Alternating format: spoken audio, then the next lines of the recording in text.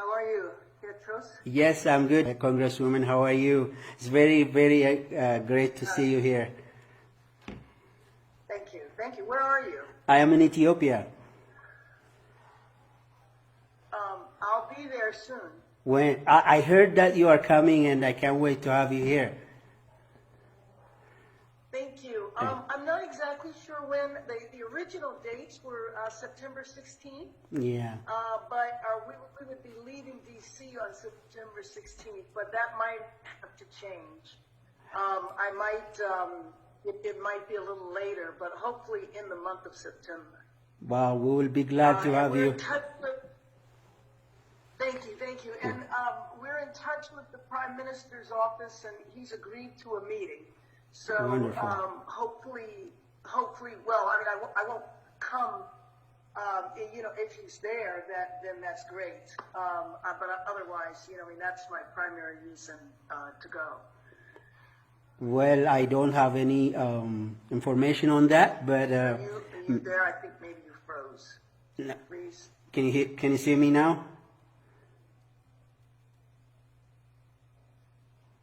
Hello. Okay. Can you hear me now? Yeah, I think we were having a little trouble. Okay. How about now?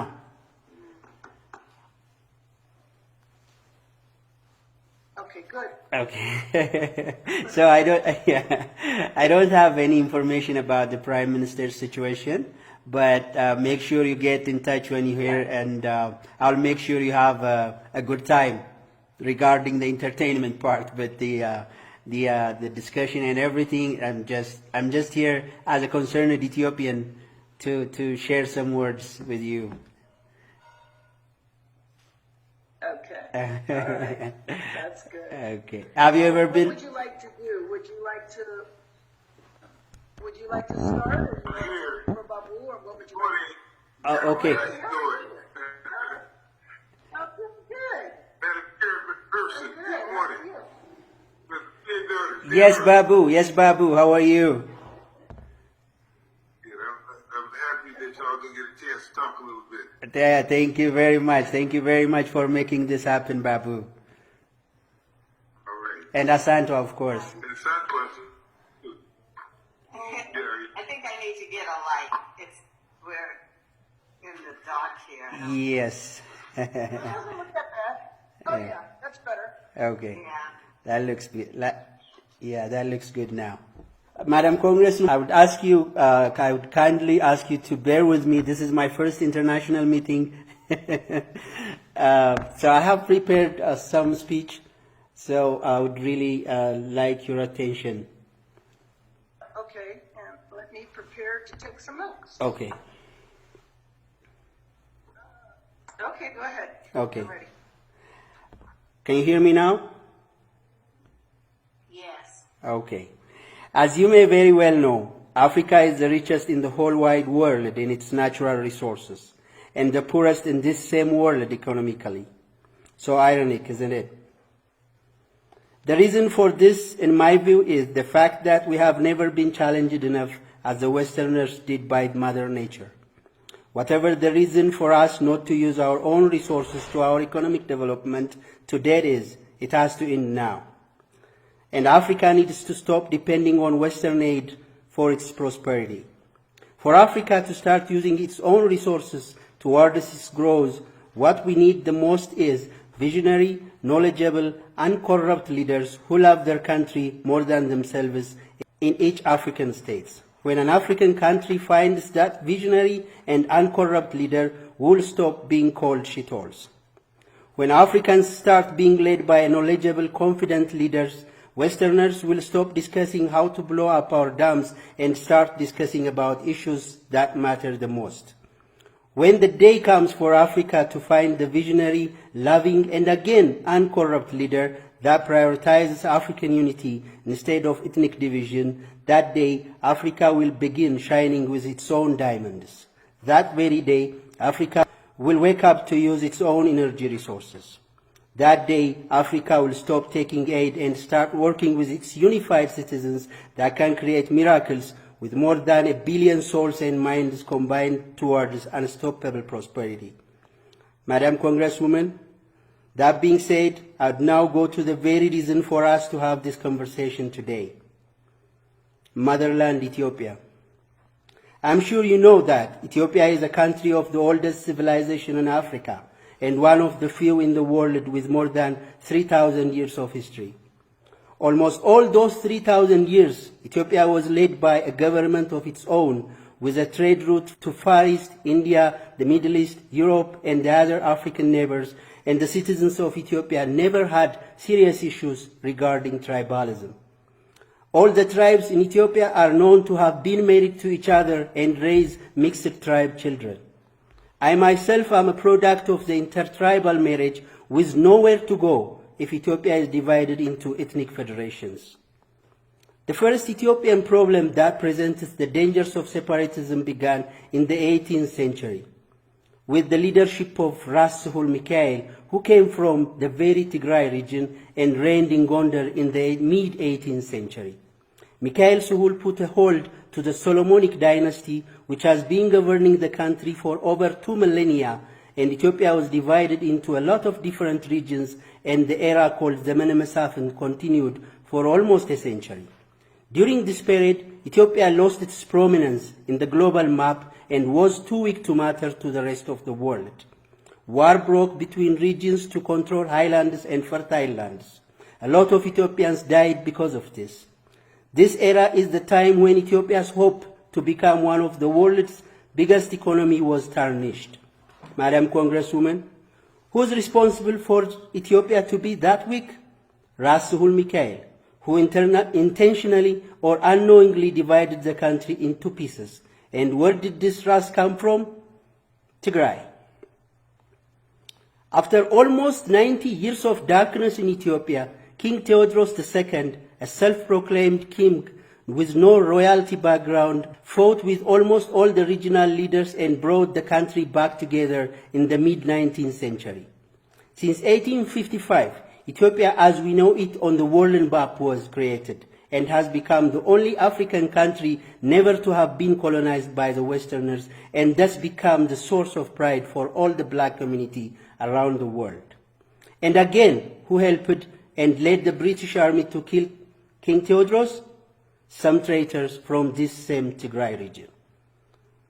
Then came King Menelik II, who introduced the modern government system in Ethiopia, who is known to have kept Ethiopia's unity intact, and most of all, who led the war against Italy's colonial aggression at the Battle of Adwa, and became the first black leader to show the world that black is power as well when united.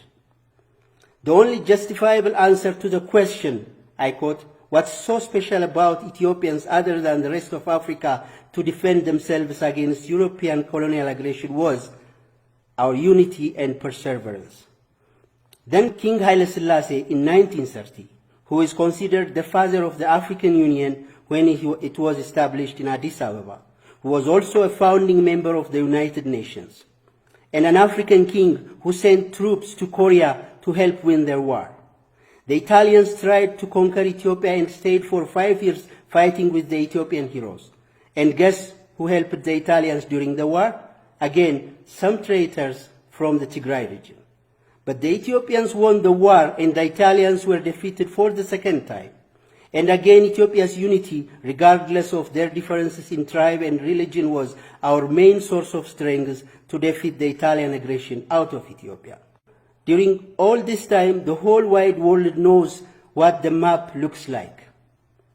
This map, Madam Congresswoman, the map is the Tigrayan region, the old map of Ethiopia. Before the Tigrayans came to power in Ethiopia, the map was bordered between the Amhara and the Afar region. Tigray had no access to the Sudanese border. It was bordered in between the two Ethiopian regions, Afar in the east and Amhara region in the west. There was no such thing as Western Tigray. This is the old map that the whole wide world knows before the Tigrayans came to power in 1991. Right after King Haile Selassie's demise, when Mengistu Haile Mariam took power in Addis Ababa, a group of 7 or 9 people went into the Tigrayan jungle and established TPLF, the Tigrayan People's Liberation Front, with a dream of forming the Greater Tigray as a country seceding from Ethiopia. With the Derg regime's dictatorial mistakes and ideological mishaps, the TPLF group through time was able to get ground in Tigray and won the hearts and minds of the Tigrayan people. Just because Mengistu Haile Mariam's worsening leadership was not accepted throughout the country, the TPLF was also able to convince the Amhara and Oromo elites to establish a coalition party called the EPRDF, which finally made the TPLF put their primary ambition of seceding from Ethiopia on hold and grab the power to lead the country as a whole. This is the time when Ethiopia's worst nightmare started taking place. Madam Congresswoman, till this critical moment in time, Ethiopia's map was still the same map that we received from King Menelik. And Ethiopians never had major tribal problems except some workable issues here and there, mostly coming from cattle shepherds and fertile land controversies. And Ethiopians never had major tribal problems. Rather, the main problem we had with Mengistu Haile Mariam's leadership was the communist ideology that took away everybody's land and private properties and made them government-owned. But let me show you one CNN video. Appeal to Ethiopian officials for aircraft to fly supplies where they are desperately needed. Just how bad the situation really is in Ethiopia is difficult to determine because it is difficult to get unbiased information out of the highly volatile war zone. But one reporter who recently left the region managed to sneak out some forbidden footage. Lindsay Taylor has this account of his stay in Ethiopia. No runway lights, airport navigation aids switched off, no one responding to radio messages. This was our first hint of what a country in revolution is like. One of Africa's busiest airports, all but deserted. The empty control tower adding to the eerie atmosphere. But we were not alone. Instead of ground staff, we found young rebel soldiers. Tigrayan troops now controlling the airport. A 24-hour curfew had been enforced after the brief but fierce battle against forces loyal to the ousted dictator Mengistu. Despite the battle scars, this seemed to be a remarkably peaceful revolution. In neighbouring Somalia, thousands were massacred when the rebels seized control of Mogadishu. But here, despite the ease of entry, the Army of Liberation was not welcomed with open arms. Are most people happy to see the rebels here, most of these people here? በአሁን ጊዜ ተደስታችሁ ወይ ሰላም ነው ወይ እነዚህ የሞቱ የገቡት ብሎ እየጠየቀ አንዳንዳችሁ እንትን የደስታ ስሜት ካላችሁ መናገር ትችላላችሁ። No,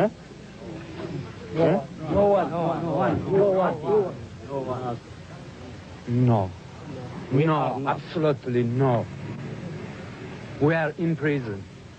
We are in prison. We have no democracy. We are under the gun. However much their hatred of Mengistu, many people in the capital, the EPRDF, made up of mainly Tigrayan soldiers from the north, was like an occupying army.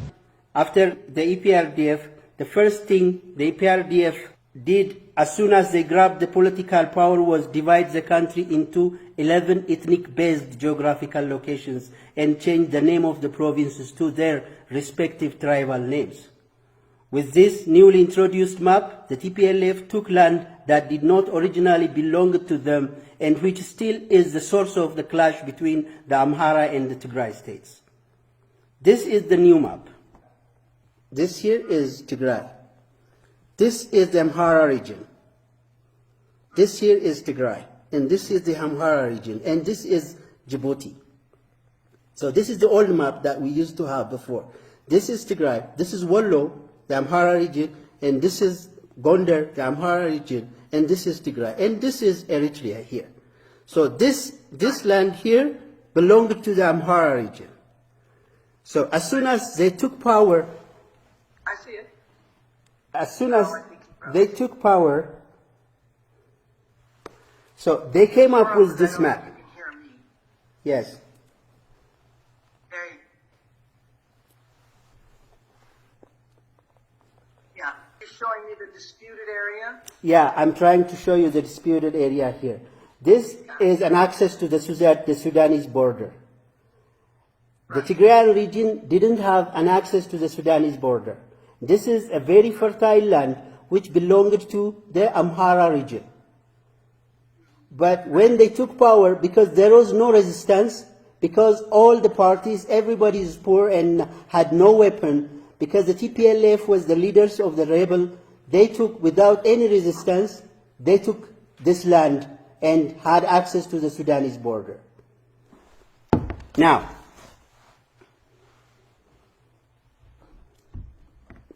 I want you to listen to this one. After introducing 11 ethnic-based geographical locations and changed the names of the provinces to their respective tribal names. Before there was no tribal name, it was just geographical names. I was born in Jimma. It's now called Oromia with the tribal name. But when I was born, I'm 52 years old, it was called Jimma. But now I have to say I'm from this tribe, not from this place. So this is not the only thing they did. They took out history course, Ethiopian history, from the curriculum of the Ethiopian high schools and from the Ethiopian universities, so that the youth doesn't ask about their history. Dear Madam Congress, during the last 27 years of EPRDF's leadership in Ethiopia under Meles Zenawi, not a year passed without a protest against the EPRDF. Here in Ethiopia and in every state in America, every single month there has been a protest against Meles Zenawi's dictatorship. But America never gave any attention to any of the protests happening during those times. More than 20,000 people were blacklisted not to ever return to their country just because they protested against politics. Thousands of people were killed, tortured, or disappeared for standing against TPLF's separatism ideology. To your surprise, my friends, I can be corrected on this, but I have never heard the EPRDF leaders mention the name Ethiopia during their 27 years of leading the country. Never in history, never in the 27 years, be it Meles Zenawi, be it Haile Mariam, be it the other leaders, never mentioned in the media the name Ethiopia. Simply put, TPLF can be registered on the Guinness Book of Records for being the only government in the world who were able to hypnotize an entire country for 27 years to its disaster. After 27 years, Ethiopians couldn't take it anymore, and demonstrations of protests erupted in every region all over Ethiopia. Gondar, Oromia, every state. After 27 years, Ethiopians couldn't take it anymore, and demonstrations of protests erupted in every region all over Ethiopia. The TPLF killed as many as they could, but could not stop the demonstrations and could not threaten the angry youth by their killings. The then Prime Minister Haile Mariam became the first in African history to resign from serving as a puppet Prime Minister to the TPLF group. The TPLF was forced to leave power after 27 years of looting the country to its core. And the current Prime Minister Abiy Ahmed came to power with a promise to bring the country together and also a promise to make peace with Eritrea. This was how he was accepted by the whole nation. For the first time in 50 years, happy about their leader. But the TPL forces knew their time has come to take it to the north and started working towards their hidden agenda of secession. Unusually in Africa, the new Prime Minister allowed the TPLF members to take whatever they looted and live peacefully in Mekelle, the capital city of the Tigray region. Their hunger for power wouldn't let go. They started using the money they looted to buy greedy messengers within different states of Ethiopia and funded extremists to kill their own races brutally. The new Ethiopian government literally begged the TPLF forces to stop their evil deeds to an elephant's ear. And the TPLF forces attacked the military base with more than 75% of the nation's weaponry and vowed to wage war against Ethiopia. The Ethiopian Defense Force retaliated, took over the weapons, and the Amhara militia took back the land that has been taken by force from it 30 years ago. Madam Congresswoman, this is what the war looks like with all its background. The Ethiopian National Defense Force has won the war at the battlefront, but it was defeated with the diplomatic war and the propaganda. Diplomacy in America is all about lobbyists, connection, and nepotism. The new Ethiopian government didn't get enough time to work on all these fields before the war took its full course. It looks like the American government is sympathizing with the TPLF forces who have been declared terrorists by the Ethiopian parliament. But I tell you now that helping the TPLF means destabilizing the Horn of Africa. Let me show you their ambitious map so that you understand where they are heading. This is the TPLF's new map. It starts from the Gambela region, takes over all the Great Renaissance Dam area, stretches to the Eritrean port of Assab. This is their ambitious map that they want to build after seceding from Ethiopia. So, so you're saying you want to succeed. And so when I look at the map, because it's, it's hard to see. I'll send all the maps through the email. But is what I'm seeing on this side, because I don't know if it's your left or your right. Yeah. Is that to carve territory in the middle of Ethiopia so that Ethiopia would be kind of like Gaza in the West Bank? Exactly. Disconnected? Is that what? Exactly. They take their existing Tigrayan land, they stretch in the west of Ethiopia, they stretch to the region of Gambela and Benshangul Gumuz, where the Great Renaissance Dam is being built at. And they also take... So this side of what you're showing me is currently Ethiopia. I'm not looking at the border of Sudan. It's only because, a picture is so small I can't. Yeah. I can see the green, of course. I just can't tell what's on either side. This side here is the port of Sudan. Yeah. So that's Sudan? This side here is the port of Sudan, here. Not the port, this is the border of Sudan. And this side here is the port of Assab in Eritrea. So their ambition is to build this greater Tigray, seceding from Ethiopia, expanding to Eritrea, and taking some land from Sudan as well. So if these guys succeed in seceding from Ethiopia, we are not going to have a stable Horn of Africa. That's my worry. The war will not stop within Ethiopia. The war will extend further to Eritrea, Djibouti, and on the west, Sudan. This is what I fear that will be happening. And I am afraid that we are going to not only lose Ethiopia, but Eritrea, Djibouti, and we will never be having peace in this Horn of Africa. So, if you want a strong nation in the Horn of Africa, Madam Congresswoman, please stand with Ethiopia. If America wants Ethiopia destabilized and the Horn of Africa to be an incubating ground for terrorists, I don't know this is going to happen, but it looks like America is sympathizing with TPLF. If you are confused whom to trust, just take your hands off Ethiopia. Tell America to take her hands off Ethiopia and let us solve our problems the way we can. But please, I beg you, in the name of the 100 million Ethiopians, to take America's hands off Ethiopia. We do not want to be another Libya, Afghanistan, Yemen, Iraq, the list goes on. Thank you for listening. Thank you Babu and Asantwa for making this happen. And thank you, Madam Congresswoman, for listening to me. I'm ready to answer any questions if you have some.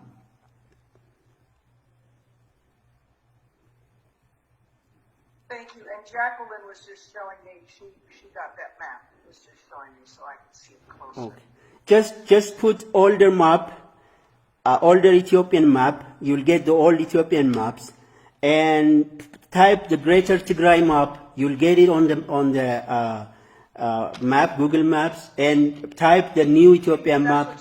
Yeah, and you'll get all the information you need. I got them all from the internet. I'm here as a concerned citizen. I'm here as a concerned African. I'm not supporting any party here. I'm not pro-government, or I'm not against the Tigrayans. I have my best friends who are from the Tigray region. If I call 5 friends, 3 of them are from the Tigray region. So I have nothing against the Tigrayans.